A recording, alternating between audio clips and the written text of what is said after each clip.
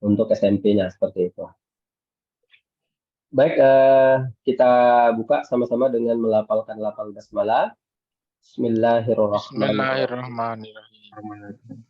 Untuk selanjutnya silakan diperhatikan dengan sesama kepada Bapak Bunda yang masih di Zoom, juga yang baru hadir lagi dalam sesi 2 ini. Terkait dengan kamera silakan untuk dibuka ya, biar kita lebih bisa interaktif dengan Ustadz Rosyid seperti itu. Baik, untuk yang kedua ini tadi belum disampaikan ya, terkait dengan kurikulum vitae dari pemateri kita pada kesempatan kali ini. Untuk nama itu Dr. Ahmad Rosyid Ridho, SPDI MPI. Alamatnya itu di Perum Quality Regency, Blok D, Boyolali, Jawa Tengah. Untuk riwayat akademik, SD Al-Islam Jawa, SD Al-Islam 2, Jam Saren, Surakarta. SMP Al-Islam 1 Surakarta, SMA Negeri 2 Surakarta, S1 Pendidikan Agama Islam, Staimus Surakarta, S2 Pemikiran Islam, Universitas Muhammadiyah Surakarta, S3 Pendidikan Agama Islam, Universitas Muhammadiyah Surakarta. Untuk pendidikan informalnya itu Ma'had Al-Bina Surakarta, Ma'had Abu Bakar, Program Iqdad Lughawi. Yang ketiga itu Ma'had Abu Bakar, Program Takmili. Riwayat kerjaan, guru SD Nur Hidayah, guru SMA Nur Hidayah, ketua BPH ketua BPH bidang pengembangan usaha Yayasan Nur Hidayah, ketua bidang sosial kemanusiaan JSIT Jawa Tengah, penulis dan penelaah di Nur Hidayah Press, ketua departemen BPI JSIT Indonesia. Pak Amran tadi kalau ada Pak Jasmin ya bisa sekalian mengenal Ustadz Rosyid ini. Jadi ketua BPI JSIT Indonesia ya. Yang selanjutnya itu Ketua Badan Pelaksana Yayasan Nur Hidayah Surakarta.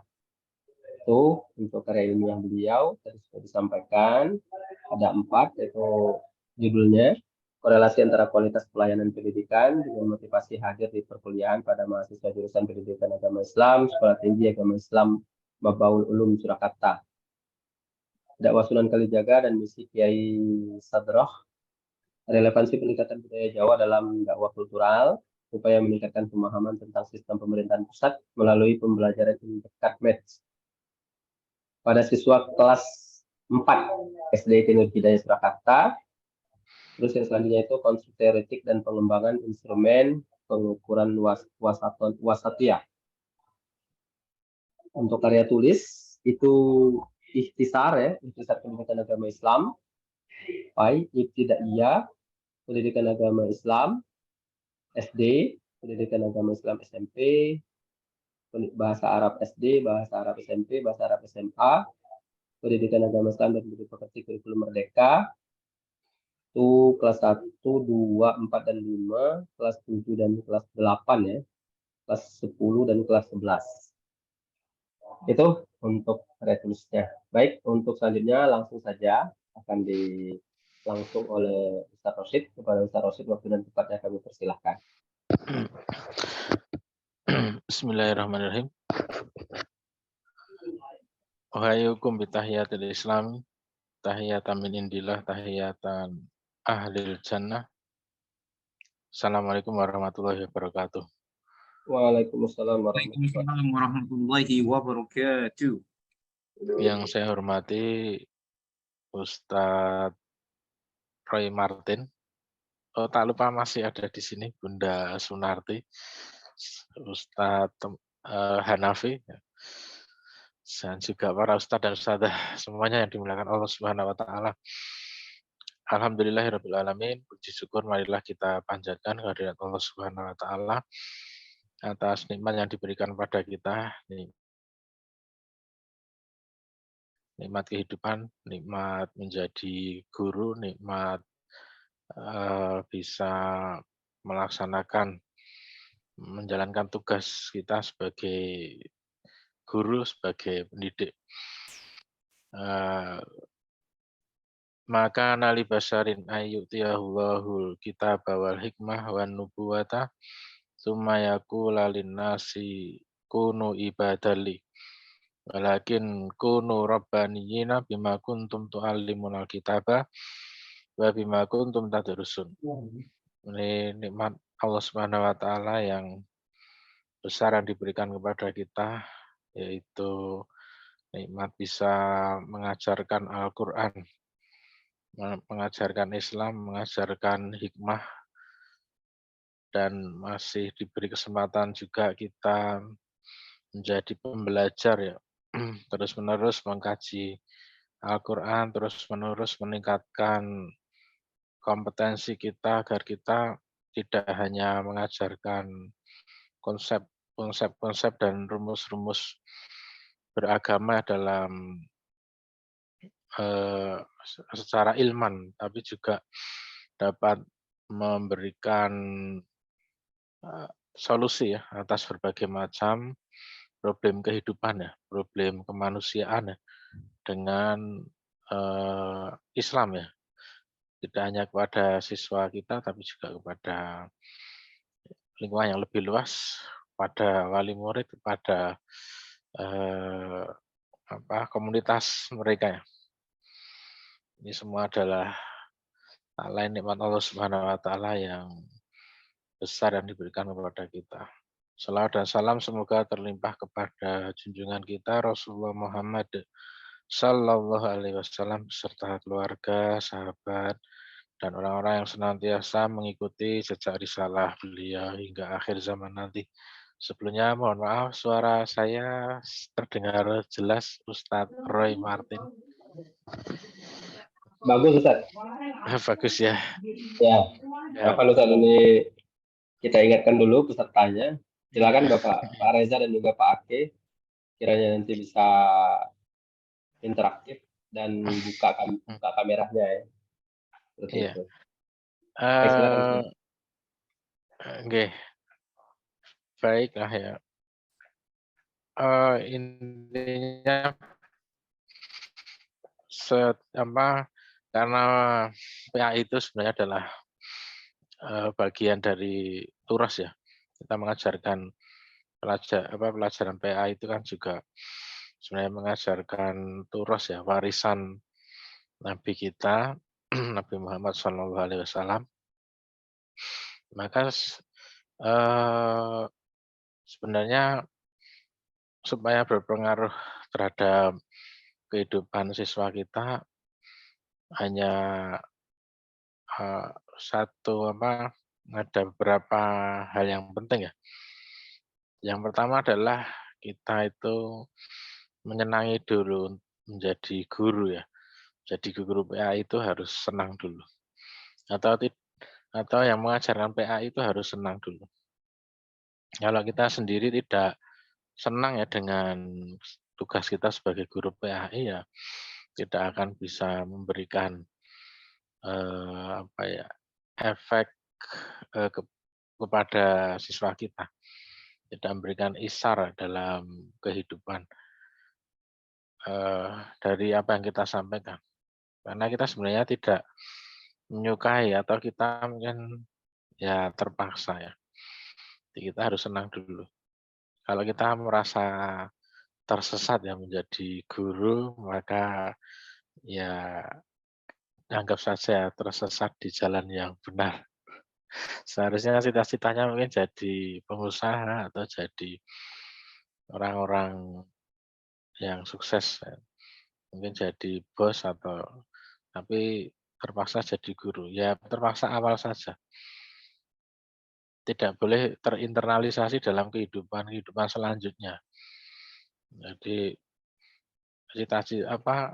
meskipun sudah jadi guru tapi hatinya masih ingin jadi pengusaha, ingin jadi itu susah move on dari pilihan. Padahal ini menjadi guru PAI adalah pilihan kita. Jadi pertama kita harus mencintai dulu ya PAI dan mencintai profesi kita sebagai guru PAI atau yang mengajarkan PAI. Itu syarat yang pertama agar kita menciptakan pembelajaran yang menyenangkan ya untuk siswa kita.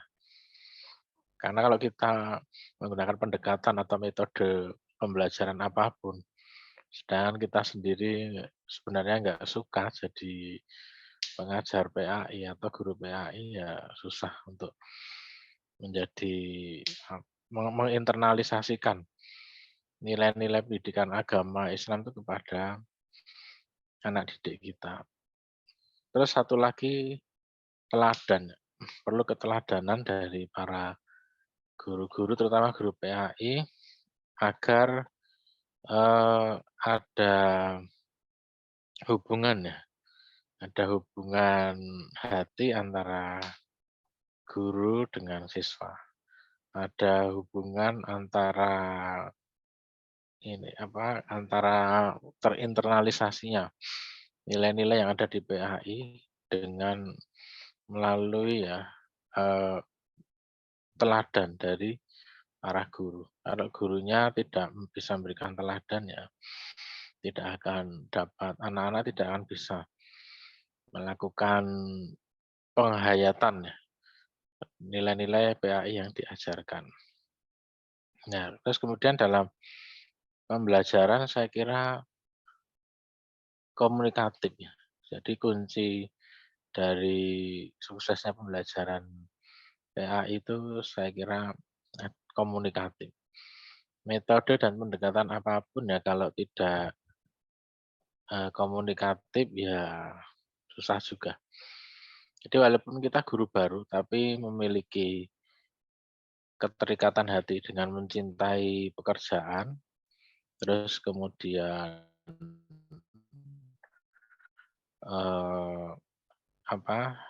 komunikatif, saya kira nanti siswa pun akan juga mencintai. Jadi tidak usah kita pusing dengan metode apa yang harus kita lakukan. Jangan sampai kita itu berpikir bagaimana menciptakan sebuah metode belajar yang menyenangkan kepada siswa kita. Kita pikirannya hanya fokus bagaimana menciptakan. Tidak usah, yang penting kita mencintai PAI, terus mengajarkan dengan ikhlas. Saya kira anak-anak kita akan suka. Walaupun mungkin membosankan pun ya, guru yang membosankan tapi ikhlas mencintai pekerjaannya, mungkin anak-anak hari itu dia bosan menerima pelajaran kita. Tapi nanti di kemudian hari itu akan mencintai PAI, mencintai mencintai pelajaran-pelajaran agama. Saya ya punya pengalaman secara spiritual ya. Saya waktu SMP itu tidak suka dengan pelajaran bahasa Arab itu. Karena gurunya galak. Gurunya galak dan ini ya pokoknya agak killer gitu ya. Tapi setelah lulus SMP itu justru malah senang dengan belajar bahasa Arab. Padahal SMA-nya di negeri. Tapi malah senang. Ya saya kira itu karena guru saya yang mengajarkan itu ikhlas ya. Walaupun dia mungkin galak, kerang ya, tapi karena ikhlas akhirnya siswanya itu jadi ya senangnya di kemudian hari. Jadi jangan sampai kita itu fokus berpikir menyenangkan anak ya, dengan menciptakan sebuah suasana yang senang ya. Tapi sebenarnya suasana senang yang tidak memotivasi itu juga nggak bagus juga. Tapi suasana yang senang, gembira, tapi juga menciptakan motivasi supaya mencintai Al-Quran, mencintai ilmu itu yang lebih penting ya. Menciptakan motivasi untuk anak-anak kita supaya mereka itu mencintai agama Islam. Ya, mungkin ini pengantar dari saya tentang buku ya. Metode PAI itu memang metode yang unik ya. Saya kira harus dibedakan dengan pembelajaran sains alam maupun sains sosial. Sains alam, sains sosial kita boleh mempelajarinya atau menstimulus pelajar itu dengan keraguan. Sehingga ada istilahnya itu scientific approach, pendekatan saintifik dalam pembelajaran sains alam dan sains sosial. Hingga ada 5M. 5M ini apa mawon? Ustadz Roy Martin. Menanya, terus apa boleh? Menanya, mengamati, apa boleh? Elaborasi, sebenarnya 5M itu ya. Dari menanya, dari keraguan. Kita nggak masalah, karena itu sains alam dan sains sosial itu memang dengan pengembangannya itu dengan intidor atau dengan pengamatan. Afala yanduruna ilal ibili kaifa khuliqat wa ilas samai kaifa rufi'at wa ilal jibali kaifa nusibat wa ilal ardi kaifa sutihat fadzakir innama anta mudzakir. Jadi memang pengembangan sains alam sosial itu dengan Al-Quran pun menyebutkan dengan metode intidor, penelitian pengamatan gitu ya. Terus nanti akan mendapatkan sebuah kesimpulan menjadi konsep. Sehingga setelah penemuan konsep kita baru meyakini itu bisa. Nah, tapi kalau PAI, agama Islam, itu pendekatannya tidak seperti mempelajari metode pelajari sains sosial dan sains alam tidak berangkat dari keraguan, tidak berangkat dari bertanya menanya, ya. Tapi berangkat dari keyakinan itu ya, PA itu. Misalnya tentang kebenaran konsep keesaan Allah itu dimulai dengan penyampaian ya, tentang keesaan Allah. Jangan sampai kita membuat satu metode atau pendekatan belajar yang salah tentang PAI. Contohnya ketika kita misalnya rumuskanlah tentang keesaan Allah, itu keliru ya. Itu keesaan Allah tidak dirumuskan. Keesaan Allah itu sudah diajarkan oleh Al-Quran. Ya, dengan bukti-bukti, baik bukti-bukti yang sifatnya ayat kauniyah maupun bukti-bukti yang sifatnya fenomena alam ya. Jadi bukti-bukti penguatan misalnya keesaan Allah itu bisa kita gali ya, perkuat dari ayat Qur'aniyah, kemudian ayat kauniyah itu ayat-ayat tentang di alam raya serta ayat-ayat nafsiyah tentang manusia itu sendiri. Jadi keajaiban yang ada di dalam tubuh makhluk hidup, terutama manusia. Itu untuk menguatkan keesaan Allah, tentang keyakinan keesaan Allah. Ya, ini perbedaannya dengan memang pembelajaran di dalam sains alam dan sains sosial. Ya, termasuk juga dalam bukunya Majid Irsan Al-Kilani ya, berjudul Falsafah At-Tarbiyah Al-Islamiyah ya. Beliau menekankan bahwa gini ya, judulnya itu Falsafah Tarbiyah Dirosah Muqaranah Baina Falsafah At-Tarbiyah Islamiyah wa Tarbiyah Al-Mu'asirah. Perbandingan filsafat pendidikan ya antara Islam dengan kontemporer.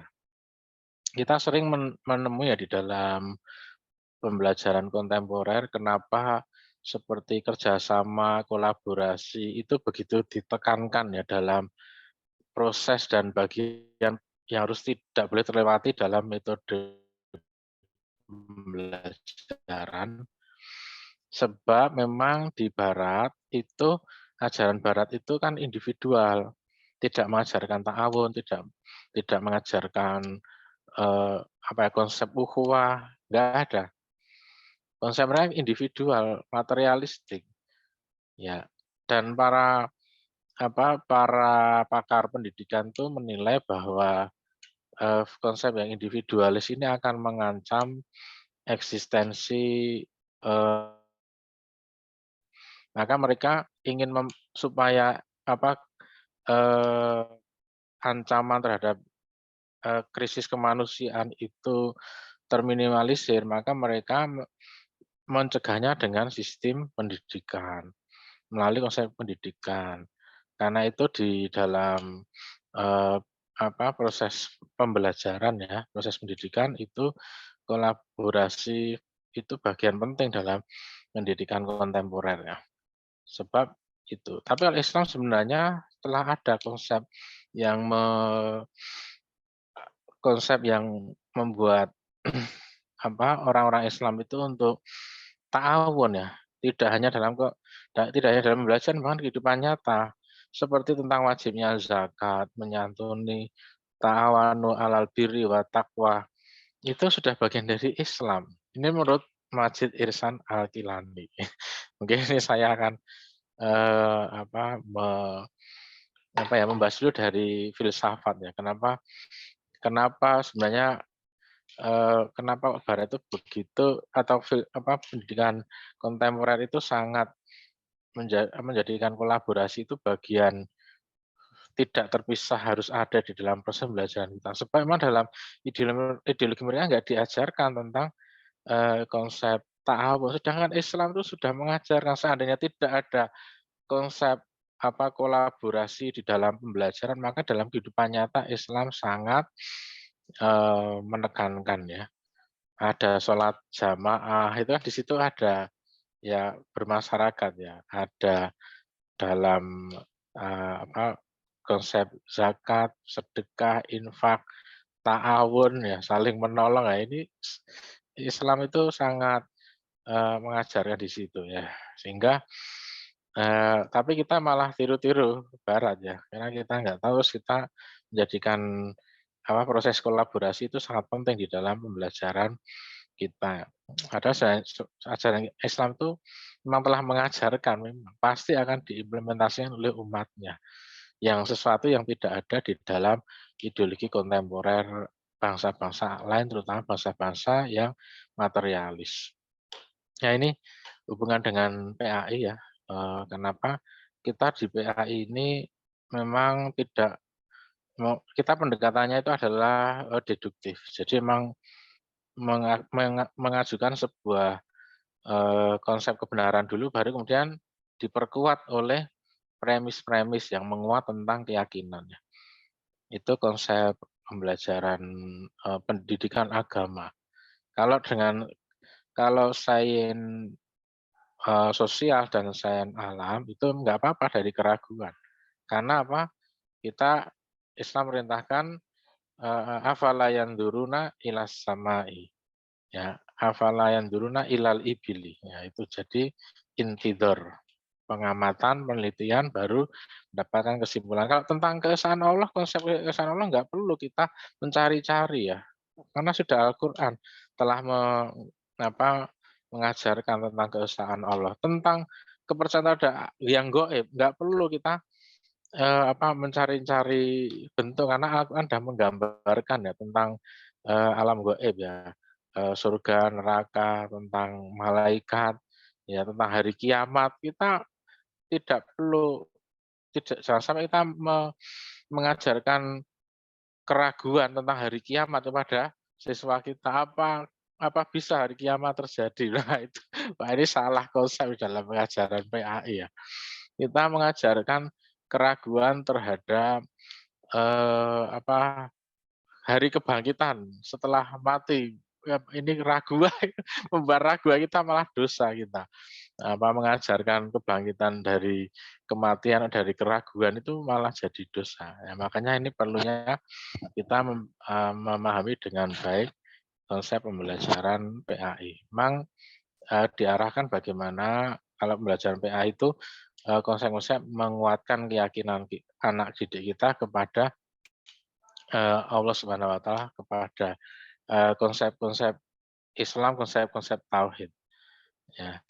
Jadi kita ini sudah diajarkan ya di kitab-kitab Al-Qur'an lewat juga hadis Rasulullah SAW tentang ilmal yakin ya. Satu konsep yang kita yakini walaupun kita belum melihat dan merasakannya. Ilmal yakin dalam surat At-Takasur ya, alhaakumut takasur hatta zurtumul maqabir kalla saufa ta'lamuna summa kalla saufa ta'lamun kalla law ta'lamuna ilmal yakin. Nah, ilmal yakin. Kita sudah dibekali dengan ilmal yakin. Nah, nanti ainal yakin dan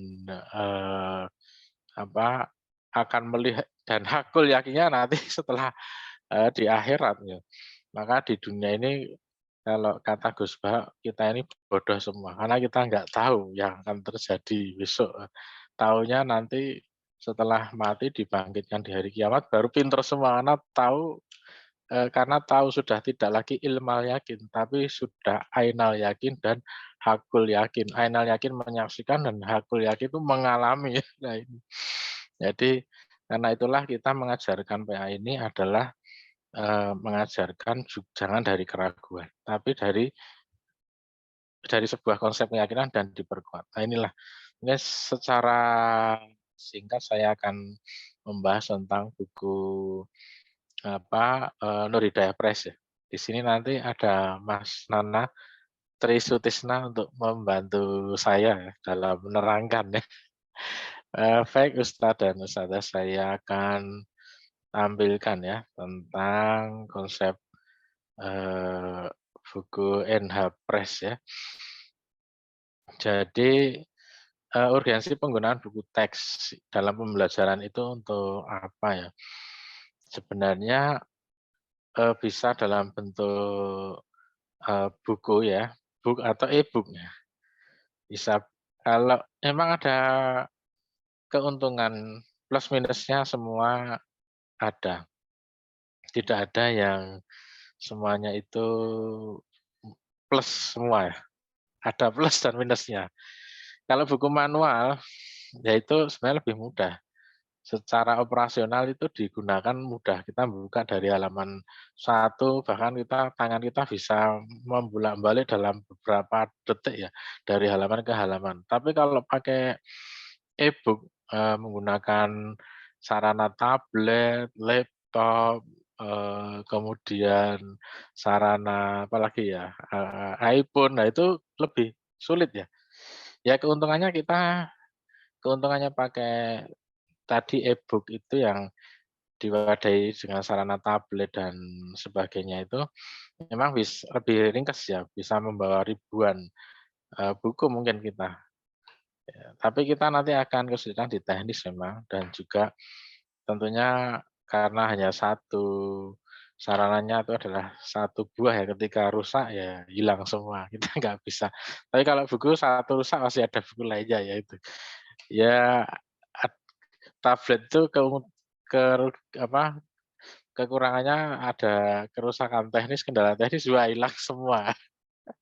Tapi kalau buku ya satu rusak masih ada yang lain, bahkan satu lembar itu basah masih bisa dibuka ya. Itu jadi meningkatkan akses informasi, mengarahkan belajar yang terstruktur ya. Beda mungkin tanpa buku ya.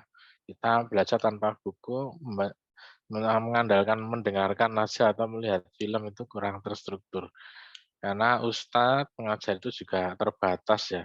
Jadi dengan buku itu membantu. Apalagi kita ini kan buku teks ini kan buku untuk pembelajaran, bukan buku semata-mata dibaca, tapi untuk pembelajaran. Jadi pembelajaran itu memperhatikan keterbatasan waktu. Jadi durasi waktu itu ditata. Kemudian mendukung keterampilan membaca dan memahami teks untuk siswa maupun untuk guru itu sangat mendukung. Menyediakan sumber referensi terpercaya. Jadi ada di dalamnya mungkin referensi ya, referensi. Meskipun kita perlu juga menggunakan aplikasi-aplikasi citasi ya jika kita menulis ilmiah, keterampilan bagi guru sebagai pembelajar, saya kira kita perlu menguasai juga beberapa aplikasi untuk mendukung guru dalam melakukan citasi ya. Nah, di sini ada mungkin Google Scholar ya. Perlu juga mungkin kita membuka google.com Scholar. Itu nanti kita bisa menulis tema yang akan kita cari atau penulis ya. Bisa penulis, bisa tema. Nanti akan ketemu buku kalau sudah masuk di Google Scholar atau jurnal. Kita bisa juga menggunakan menata buku kita di aplikasi Mendeley. Mendeley itu kan seperti perpustakaan di laptop kita ya, rak-rak. Kita menata buku kita itu sebenarnya punya file yang banyak. Perlu ditata ya, perlu ditata sehingga kita bisa melihat nama penulis, kemudian judulnya apa, berapa halaman, bisa melihat secara ringkas itu pakai Mendeley. Jadi mungkin ini karena guru SMP saya kira kalau butuh saya kirimin nanti Mendeley. Mendeley itu ada yang Mendeley Manager dan ada Mendeley yang apa ya, Mendeley yang book ya. Tapi kalau baiknya jangan yang download. Kalau download yang manager itu biasanya berbayar. Tapi kalau Mendeley yang lama, aplikasi yang lama itu malah tidak berbayar dan lebih mudah. Nah, nanti ini adalah ya nanti dari saya bisa membantu ya untuk penggunaan Mendeley. Lanjut kemudian fasilitasi latihan soal dan evaluasi ya. Di dalam buku ada ketersediaan latihan soal dan evaluasi. Kolaborasi pembelajaran dengan guru ya. Jadi buku itu memfasilitasi kolaborasi antara siswa dengan guru melalui buku. Kalau tanpa buku ya sebenarnya bisa, cuman kalau dengan buku ada rekam jejaknya. Rekam jejaknya pembelajaran PAI itu kita mendapati ya dari siswa kita ya. Kalau tanpa buku ya sulit ya. Kemudian pemanfaatan teknologi dalam buku teks ya. Jadi ada kalau di buku NH Press ada barcode. Dalam satu bab bisa 4 sampai 5 barcode. Isinya bisa barcode itu jika di scan ya pakai QR code itu bisa nanti berisi tentang video pembelajaran, bisa juga mengenai konsep-konsep seperti penguatan konsep seperti infografis, bisa juga latihan soal ya. Jadi terutama latihan soal itu pasti ada QR code-nya di bagian evaluasi ya, menambah bisa dijadikan juga bahan untuk membuat soal ya para guru PAI ya. Mempersiapkan soal kalau kesulitan menggunakan atau membuat soal bisa cukup scan ya QR code nanti bisa dapatkan soal. Kemudian ini contoh jenis-jenis buku yang tersedia di NH Press ya, ada kurikulum 2013 dan kurikulum Merdeka. Meskipun kita sebenarnya nggak ada seolah-olah nggak ada bedanya ya, formanya ya hampir sama ya, dalam satu semester ada 10 bab ya, antara 10 sampai 12 ya. Nah, ini bedanya apa sih ya merdeka dengan tidak merdeka? Ternyata sama ya. Ya nggak tahu, tapi mungkin secara keseluruhan ya itu ada ada otoritas sekolah untuk mengatur kurikulum. Jadi memang kurikulumnya lebih disederhanakan sehingga sekolah bisa memperkuat kurikulum lokal, materi lokal atau materi implementatif ya seperti proyek profil pelajar Pancasila. Maksudnya itu mungkin bedanya. Tapi kalau secara umum ya hampir sama ya. Ya, tapi kita bisa punya hak, sekolah itu punya, saya kira ada space waktu untuk menampilkan ya dengan kekhasan-kekhasan kita ya. Ya saya kira itu bedanya ya. Kemudian buku teks ini sebagai bahan ujar unggul ya. Keterpaduan dan kesesuaian dengan kurikulum. Jadi kurikulum yang berlaku insya Allah sesuai karena ada tim yang mengkaji dan mencari informasi terupdate. Kemudian menyediakan materi pembelajaran yang komprehensif. Maksudnya komprehensif itu ada yang sifatnya konsep, kemudian ada sifatnya evaluatif ya. Ada yang bagian di mana dengan pembelajaran dengan audiovisual ya, melalui video dari barcode ya. Ya itu diantaranya pembelajaran yang komprehensif ya.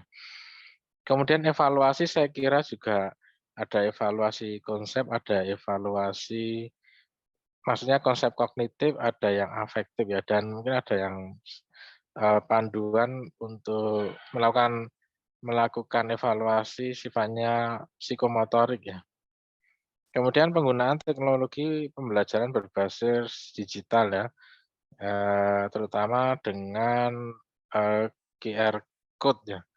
Kemudian pengembangan keterampilan dan pemecahan masalah. Keterampilan berpikir di akhir setiap evaluasi ada semacam rosmul bayan ya. Atau kalau tidak rosmul bayan ya peta konsep lah. Peta konsep.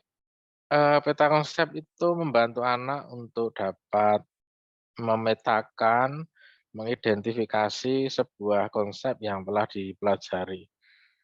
Jadi terbiasa dengan sistematika berpikir ya, dari yang global ke elemen-elemen yang lebih kecil ya, atau sebuah premis-premis ya.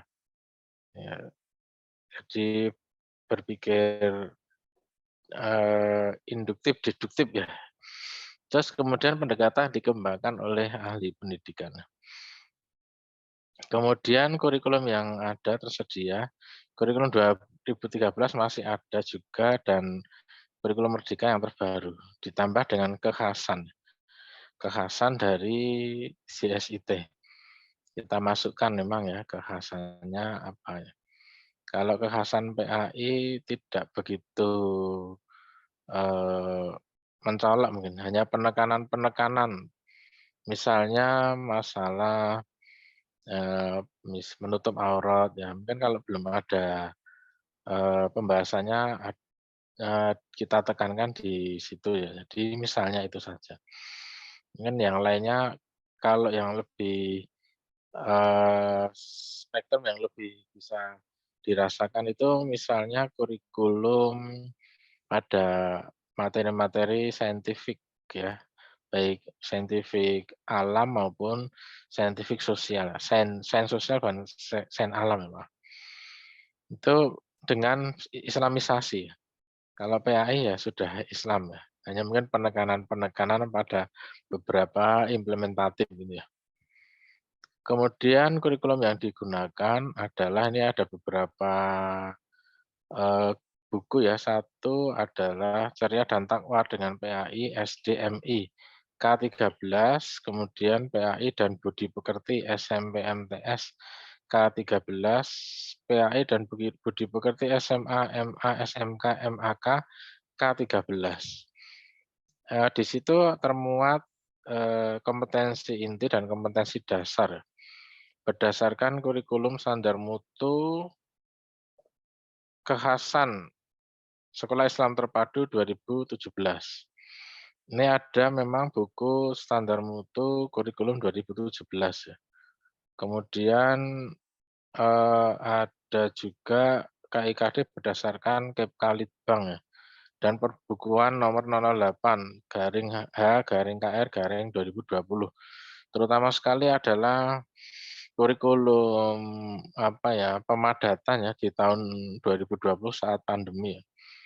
Itu mengeluarkan ya.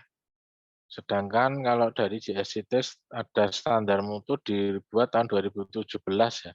Setelah Munas di Lombok ya. Jadi tahun 2015 atau 2016 itu ya. Kalau tidak salah itu ada sedikit revisi kurikulum 2013 ya. Jadi ada penyempurnaan dari kurikulum 2017 2013 kalau tidak salah Februari di tahun 2017 dan JSIT setelah Munas di Lombok tahun 2017 juga menyesuaikan ya dengan mengeluarkan buku kekhasan kurikulum standar mutu kekhasan SIT tahun 2017. Kemudian setelah tahun 2022 NHPres itu berinisiatif untuk membuat ya buku PAI dan Budi Pekerti kurikulum merdeka SD, MI, SMP, MTS, SMA, MA itu mengacu kepada keputusan Kepala BSKAP ya, nomor 033/H/KR tahun 2022. Jadi ini kurikulum terbaru ya yang kita terbitkan ini. Jadi sudah update, insya Allah paling update ini. Adapun fokus materi ya buku PAI dan Budi Pekerti di NHPres ya, saya kira untuk SMP itu metodenya lebih sederhana daripada PAI SD. Karena memang kondisi psikologi anak ya, itu psikologi belajarnya lebih mudah di anak SMP daripada anak SD ya. Tapi problem baru di SMP itu adalah anak-anaknya ya mereka anak yang memasuki mencari identitas ya. Sehingga perlu guru itu memberikan teladan, bisa memberi advisory dan coaching ya dalam mengarahkan anak-anak. Jadi selain teaching sebagai guru PAI di SIT, selain fungsi teaching atau pengajarannya atau taklim ya, itu ada fungsi yang lain yang itu coaching atau fungsi pendampingan. Coaching itu beda dengan teaching. Kalau teaching mungkin mentransfer ilmu, sedangkan coaching itu bisa menggali permasalahan yang dihadapi oleh anak secara face to face dengan cara kita memberi pertanyaan terhadap anak supaya kita bisa menggali permasalahan yang terjadi. Jadi coaching itu memang harus kuncinya bertanya. Guru itu memberikan pancingan, siswa jawab. Terus itu coaching. Nah, perlu dilatih saya kira. Coaching kemudian advisory atau arahan ya. Nah, ini sifatnya memang dari guru memberikan arahan secara pribadi untuk mengarahkan siswa kita dalam mencari solusi atas permasalahan hidupnya. Tapi ada juga teaching, coaching, mentoring, ada mentoring. Mentoring lebih kepada mendampingi ya. Mendampingi bisa dengan mendampingi ya di antara mengamati perkembangan yang terjadi pada anak. Jadi itu mungkin metode PAI kita ya. Ada beberapa elemen ya dalam pelajaran PAI, ada paling tidak 5 ya. 1 Al-Quran hadis, kemudian akidah, akhlak, fikih, dan SPI, sejarah peradaban Islam. Kalau dulu itu sejarah kebudayaan Islam ya, Ustadz Roy Martin ya. SKI namanya, sekarang SPI. Ya, itu. Iya, untuk Al-Quran itu meliputi membaca, menghafal, menulis, dan memahami pesan pokok Al-Quran dan hadis. Jadi ini, membaca saya kira guru bisa langsung bersama-sama mengajak siswa untuk membaca Al-Quran. Kalau anak SD bawah itu menirukan. Ya, Bismillahirrahmanirrahim. Tirukan satu-satu, ulang-ulang. Tapi kalau anak SMA mungkin langsung bisa, karena dia bisa membaca ya, langsung mengikuti, mungkin diulang-ulang berkali-kali membantu mereka untuk menghafal. Ya, tapi saya kira kita tetap mengulang-ulang baca Al-Quran supaya mereka bisa menghafal dengan lebih cepat, dengan terstandar ya. Juga ada menulis. Kalau mungkin anak kelas SD 1, 2, 3 menulis bisa jadi belum ya, karena nanti akan banyak membuang waktu ya. Tapi kalau mulai sederhana bisa jadi Bismillahirrahmanirrahim. Alhamdulillah nulis gitu bisa. Ini kalau menulis ayat yang jumlah katanya banyak, nah mungkin di SMP saya kira sudah bisa ya tingkat SMP. Ya, supaya mereka juga terlatih untuk menulis Arab dengan baik. Ya. Perlu Bu Guru PAI ini memberikan contoh menulis Arab yang baik.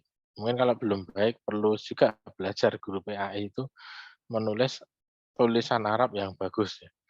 Karena salah satu kompetensi guru PAI, apalagi mungkin Al-Quran dapat menulis tulisan Arab dengan baik ya. Kalau tulisannya jelek itu ya gimana ya, mengurangi kepercayaan gitu saja ya. Mungkin tidak ada problem yang serius, tapi ya agak kita bisa terdeteksi tidak kompeten ya kalau tulisan Arabnya nggak bagus, ya. Apalagi nulis Arabnya salah ya. Ya itu menunjukkan bahwa kita sebenarnya nggak bisa bahasa Arab. Ya paling tidak kita dasar-dasar Arab perlu ada kompetensinya guru PAI itu ya. Kemudian untuk akidah mengenal Allah Subhanahu wa taala melalui firman Allah, yaitu melalui teks Al-Qur'an ya. Kemujizatan Al-Qur'an dari teksnya. Entah itu isi maupun sastra. Isi berarti berhubungan dengan teks bacaan Al-Qur'an. Namun dari segi isinya ada kemujizatan di dalamnya. Karena Al-Qur'an itu mukjizat hissi. Jadi mengenal Allah melalui kemujizatan firman Allah, kemudian bukti, ya bukti-bukti di dalam kehidupan sosial manusia itu ada ya bukti-bukti keberadaan Allah Subhanahu wa taala, wujud Allah Subhanahu wa taala itu ada dan juga dalam ciptaannya. Ciptaan alam semesta maupun di dalam diri kita, wa fi anfusikum afala taqilun, dalam diri kita sendiri. Kemudian akhlak itu mewujudkan sifat dan karakter yang mencerminkan pelajar Islam. Jadi kalau dalam istilah Kemenang itu ada profil pelajar rahmatan lil alamin. Ya. Kalau Dignas ada profil pelajar Pancasila. Ya, insya Allah di SIT mau mengarah ke sana semua ya. Akhlak itu sifat dan karakter yang yang diinginkan itu seperti apa ya? Ada karakter kinerja dan ada karakter akhlak. Ya, ini karakter akhlak dan karakter kinerja. Karakter kinerja seperti apa? Seperti disiplin, teliti, tertib, apalagi ya menghormati perbedaan, demokratis, terbuka itu adalah karakter kinerja. Jujur, nah itu. Ada karakter akhlak. Karakter akhlak itu ya iman, Islam, kemudian apalagi ya, jujur, religius. Ya. Kalau kinerja ya disiplin, tepat waktu itu. Jangan sampai timpang, mengalami split personality. Ibadah rajin, ya, sholat rajin, tapi kinerjanya buruk. Tidak disiplin, males, tidak acuh tak acuh, tidak punya inisiatif. Nah, ini karakter kinerja yang buruk ya. Jadi yang bagus adalah karakter kinerja bagus, karakter akhlaknya bagus. Ada yang karakter eh, kinerjanya bagus, karakter akhlaknya nggak ada. Disiplin, tertib, ya, tanggung jawab, cepat menyelesaikan tugas, tapi nggak pernah sholat, nggak pernah ibadah, nggak pernah berdoa, nggak pernah menjalankan perintah Tuhan, ya itu karakter akhlaknya buruk, nggak ada ya ini. Ini yang eh, dinamakan dengan split personality. Bagusnya gimana? Bagusnya ya karakter kinerjanya bagus, karakter akhlaknya bagus. Karakter akhlak itu tercermin di dalam karakter kinerja. Jadi antara karakter kinerja dan karakter akhlak itu saling berhubungan, tidak bisa saling substitusi atau menggantikannya.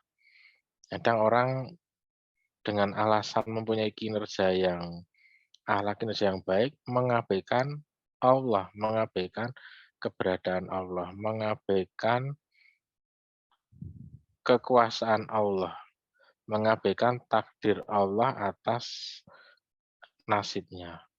Merasa sudah bekerja dengan keras, menganggap bahwa kesuksesan hidupnya tidak ada hubungannya dengan takdir, bukan karena kehendak Allah. Dia sukses itu karena kerja kerasnya. Lah ini kan salah, karena banyak orang yang kerja keras tapi tidak kaya. Banyak orang yang bekerja maksimal, menghabiskan waktunya untuk bekerja tapi ya nggak kaya-kaya. Nah ini kita dengan pelajaran akhlak ini harus karakter kinerja dan karakter akhlak itu harus seimbang ya. Dua-duanya ada, bukan timpang karena tidak bisa saling substitusi atau menggantikan ya. Tidak bisa karakter kinerja diganti karakter akhlak, ditutupi nggak bisa karena memang dua-duanya itu dikatakan oleh Allah wal asr innal insana lafi khusr illal ladzina amanu wa amilus solihati wa tawassaw bil haqqi wa tawassaw bis sabr. Ya, beramal soleh tanpa akhlak, ya, tanpa keimanan ya seperti wa qadimna ilama amalu min amalin faja'alnahu habaan mansura. Ya, kalau tidak ada hanya amal soleh saja, kinerja kinerja apa karakter kinerja saja yang ada tanpa karakter akhlak atau karakter iman. Tapi kalau hanya karakter iman saja tanpa karakter kinerja itu seperti pohon yang tidak ada buahnya, hanya pohon tinggi saja. Setiap hari daunnya jatuh tapi tidak ada buahnya. Jadi tidak berbuah ya. Pohon yang tidak berbuah itu. Itu kalau hanya karakter akhlak tanpa karakter kinerja. Kemudian fikih, memahami dan menjalankan aturan dan hukum Islam. Jadi fikih itu sebenarnya penjabaran dari syariat ya. Kalau syariat itu sifatnya lebih umum, hal-hal yang mengatur hal yang sebagian besar itu konsep sawabit ya. Sedangkan kalau fikih itu di situ pembicaraan hal-hal yang mutaghayirat. Mutaghayirat itu yang keluasan, kemudian ada toleransi, ada memahami perbedaan, itu ada dalam bahasan fikih itu ya. Jadi fikih itu dengan fikih diharapkan ada kebijaksanaan. Nah, jadi bukan kebijakan saja, tapi ada kebijaksanaan. Ya. Misalnya ada teman murid kita yang mungkin kelas 1, 2 belum kuat untuk puasa sehari penuh. Saya kira kita guru itu memahamkan teman-temannya supaya tidak membuli ya. Ya memang dia belum kuat ya. Saya kira itu bagian dari fikih ya. Karena Imam Syafi'i kan pernah ya dalam sebuah pengajaran di bulan Ramadan ya. Dia kan usia 9 tahun sudah mengajarkan ya. Umur 7 tahun sudah hafal Quran, 9 tahun mengajar Al-Muwatta. Beliau pernah isi kajian ya di bulan Ramadan, lalu tiba-tiba beliau minum ya, minum karena haus. Murid-muridnya yang orang dewasa ini loh, ini bulan Ramadan, Ustadz istilah gitu. Lah saya kan belum, lah beliau menjawab, saya itu kan belum balik ya, sehingga saya nggak puasa nggak apa-apa. Nah itu. Nah, kita termasuk itu bagian dari fikih ya, maka anak-anak kita diajari tidak membuli jika ada temannya memang tidak kuat puasa Ramadan. Tapi kalau yang bisa kuat, alhamdulillah terus dimotivasi ya. Itu.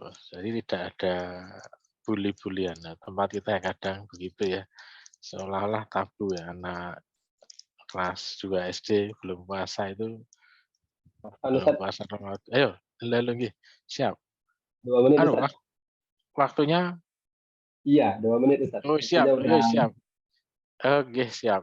Ini penguatan karakter ya, keislaman seperti karakter itu memang dengan pembiasaan, ada juga satu dengan motivasi dan yang kedua dengan pembiasaan. Kalau dengan motivasi itu diharapkan muncul motivasi intrinsik ya. Jadi ada motivasi intrinsik, motivasi kesadaran diri untuk melakukan sesuatu yang baik, sesuatu yang positif. Itu bisa dari kisah, bisa dengan apa ya, menampilkan nasihat-nasihat. Apalagi kalau kisah Al-Quran sepertiganya adalah kisah ya, ini dalam rangka memang untuk menciptakan sebuah kesadaran diri ya, motivasi intrinsik. Sedangkan pembiasaan, mutabaah itu motivasi ekstrinsik ya, bisa menimbulkan motivasi ekstrinsik dari siswa untuk ini, dalam rangka untuk pembentukan karakter dan penguatan karakter. Saya kira, ini ya, kemudian tata letak menarik, terus keterampilan. Nah ini yang saya ceritakan tadi tentang penugasan keterampilan dan pemecahan masalah, ini dilatih dengan, eee, peta konsep. Siswa kita diharapkan dengan peta konsep ini dapat me merinci atau mengklasifikasi sebuah konsep ya, mengajari alur berpikir yang sistematis. Saya kira ini saja unggulan teknologi, tadi di awal sudah saya singgung ya, adanya barcode yang nanti bisa berisi tentang konten pembelajaran dan juga mungkin evaluasi atau infografis dan lain sebagainya. Saya kira ini dari saya, jika ada tambahan atau langsung tanya jawab boleh ya. Jika ada tambahan nanti Mas Nana Sutisna untuk bisa membantu ya. Aku qouli hadza. Assalamualaikum warahmatullahi wabarakatuh. Waalaikumsalam warahmatullahi wabarakatuh. Baik, jazakallah khair. Terima kasih banyak atas penyampaian yang telah disampaikan oleh Mr. Rosyid terkait dengan bagaimana tadi landasan terkait dengan kita mengajar daripada pendidikan agama Islam itu sendiri. Ya, juga disampaikan tadi terkait dengan beberapa hal ya, terkait dengan scientific learning ya. Kalau Iya. ada beberapa hal juga yang bisa kita lakukan dalam kegiatan pendidikan agama Islam itu sendiri. Dan juga dari guru pendidikan agama Islam ini kan di Binang ini kemarin itu sudah workshop Pak Amran ya, workshop kurikulum ya. Masya Allah, ya. Jadi kurang lebih 4 hari kemarin itu sudah menggodok terkait dengan kurikulum untuk disinkronkan dengan learner profile di high performance student achievement seperti itu. Kemarin sudah menggodok. Jadi nanti akan dipakai itu dan disinkronkan dengan di dalam buku PAI ini ya. Di awalnya memang sudah ada KI dan KD seperti itu. Baik, kepada Ustadz Nana ada yang ingin ditambahkan, silakan Ustadz Nana. Mohon izin menyampaikan sedikit mungkin Ustadz saja terkait konten digital tadi. Jadi meneruskan apa yang sudah dijelaskan oleh Ustadz Rosyid bahwa di buku NHPress, terutama yang kurikulum merdeka, nantinya ada barcode yang bisa di-scan lewat aplikasi HP. Nah, itu diarahkan ke konten digital. Konten digital itu isinya apa? Jadi nanti tergantung di mana letak barcode-nya itu. Kalau misalnya letaknya di dekat materi A, berarti nanti isi konten digital itu juga tentang materi tersebut. Nah, nanti seperti apa isinya? Itu ada bentuknya, ada video pembelajaran, terus ada infografis, ada artikel, terus juga ada latihan soal. Untuk latihan soal itu nanti di setiap akhir bab ada barcode yang kalau di-scan isinya soal-soal tambahan mungkin bisa digunakan untuk asesmen tambahan untuk penilaian. Di sini saya coba contohkan sedikit ya tentang konten digitalnya itu. Sebentar.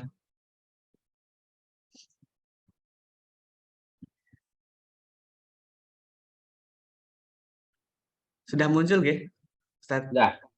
Jadi nanti Ya. kurang lebih seperti ini. Ini platform yang dimiliki Nur Hidayah Press, namanya Daring Nur Hidayah Press.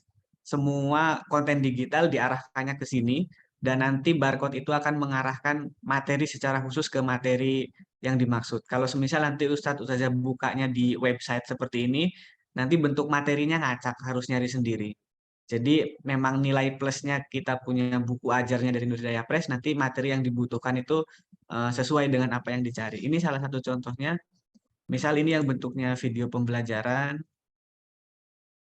Nanti bentuknya seperti ini. Bisa di-play langsung.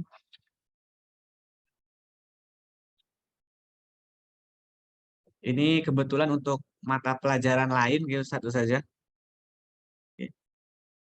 Nanti bentuk videonya macam-macam. Ada yang video tutoring, terus juga ada yang video tutorial seperti itu, terus ada video animasi juga, tapi macam-macam. Nah, nanti tergantung kebutuhannya seperti apa. Nah, harapannya dengan adanya konten digital seperti ini nanti bisa mendukung kebutuhan belajar siswa, baik dari siswa yang arah belajarnya lebih ke visual atau mungkin ke auditori atau ke yang lainnya. Jadi bisa belajar melalui konten digital yang kami sediakan. Begitu satu saja yang dapat saya sampaikan. Mungkin nanti lebih jelas lagi kalau semisal bukunya sudah datang, monggo langsung di-scan untuk ketersediaan konten digitalnya. Jadi nanti bisa langsung dipelajari. Begitu satu saja. Terima kasih. Baik. Terima kasih banyak kepada Ustadz Nana yang telah memberikan tambahan terkait dengan konten digital yang ada di dalam buku pendidikan agama Islam itu nanti juga ada ya, yaitu kemarin sudah ada beberapa yang kami cek ya terkait dengan kurikulum Merdeka itu baru satu yang sampai, yaitu kelas 5 untuk SD Lemabang. Jadi kelas 5 SD Lemabang kemarin di buku Merdeka, dan juga untuk yang SMP Lemabang itu Pak Amran sudah lengkap, bisa diambil dulu Pak Amran sebagai contoh untuk dilihat. Nanti insya Allah kita akan susulkan untuk yang pegangan gurunya seperti itu. Itu. Baik, dari Bapak Bunda yang sudah ada di grup yang ingin ditanyakan terkait dengan hal yang sudah disampaikan tadi, silakan.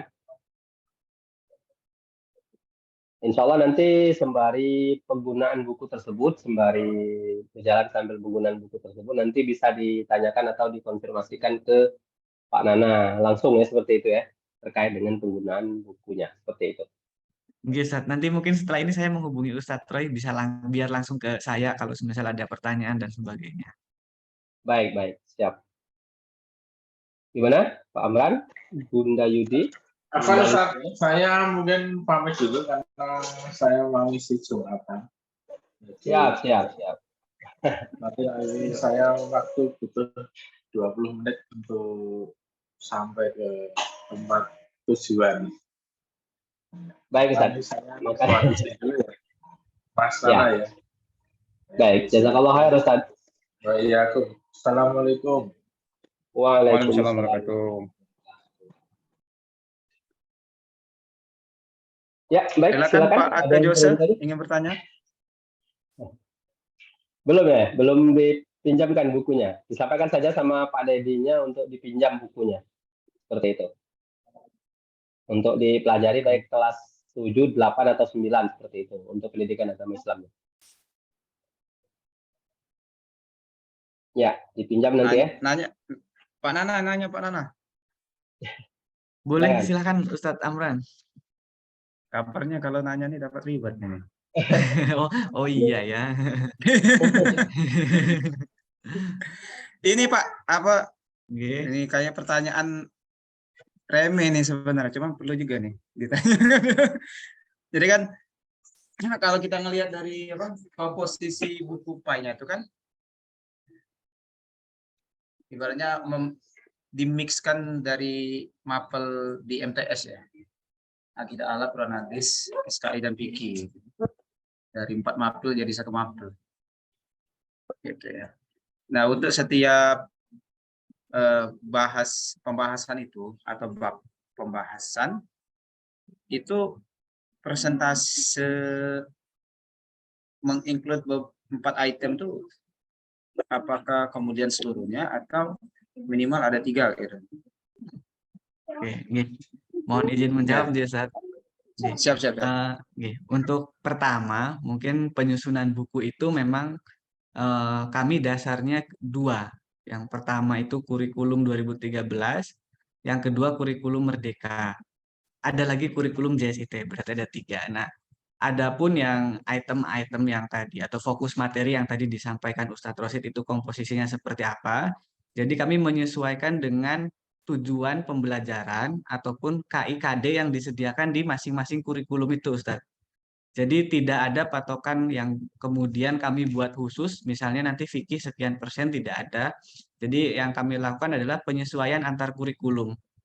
Jadi tujuannya agar nanti terkait dengan asesmen dan sebagainya yang dilakukan oleh Ustadz Ustazah itu sudah sesuai dengan kurikulum yang diterapkan. Begitu, Ustadz. Untuk adapun mungkin kalau semisal tambahan-tambahan dan sebagainya itu nanti menjadi kewenangan penulis. Jadi dari Ustadz Rosid biasanya menambahkan bagian mana yang memang perlu ditambahkan, biasanya beliau tambahkan langsung di situ. Begitu, Ustadz. Siap, Ustaz. Baik. Ini nih pelajaran ini. Take you fly to the future-nya ini berarti. Insya Allah cocok lah dengan yang dibahas oleh Pak Reza dan tim lah kemarin tuh ya. Ya Pak Reza.